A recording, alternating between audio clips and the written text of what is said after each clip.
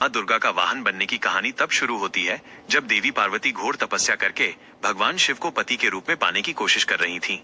सालों तक तप करने के बाद माता पार्वती को भोले भंडारी अपनी पत्नी के रूप में अपना लेते हैं। इसी बीच तपस्या की वजह से माँ पार्वती का रंग काफी काला पड़ गया था। एक दिन ऐसे ही बातचीत के दौरान भगवान शिव माँ पार्वती को काली कह देते हैं। ये बात उन्हें पसंद नहीं आती। माँ पार्वती नाराज होकर दोबारा तप करने के लिए चली जाती हैं। माता पार्वती जब तपस्या कर रही थीं, उसी समय वहां एक शेर घूमते घूमते आ जाता है।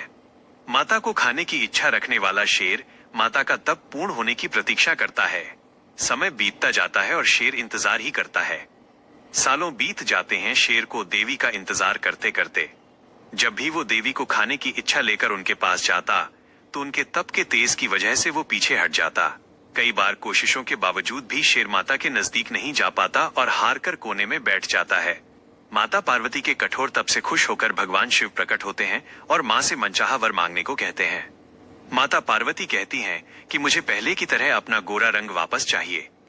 माता पार्वती के इस वर को भगवान शिव पूर्ण करते हैं। आशीर्वाद मिलते ही माता पार्वती नहाने के लिए चली जाती हैं। उनके नहाते ही उनके शरीर से एक और देवी का जन्म हो जाता है, जिनका नाम कौशिकी पड़ता है। नहाते समय उनके शरीर से काला रंग निकल जाता है और माता पार्वती का रंग पहले की तरह साफ हो जाता है। इसी वजह से माता पार्वती का नाम माँ गौरी भी रखा जाता है।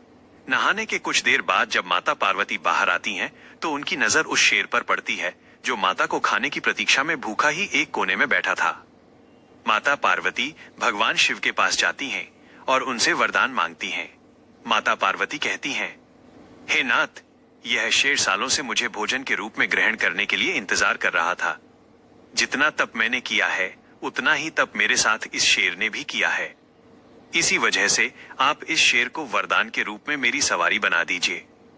भगवान शिव ने माता पार्वती की इस बात से प्रसन्न होकर शेर को उनकी सवारी बना दी।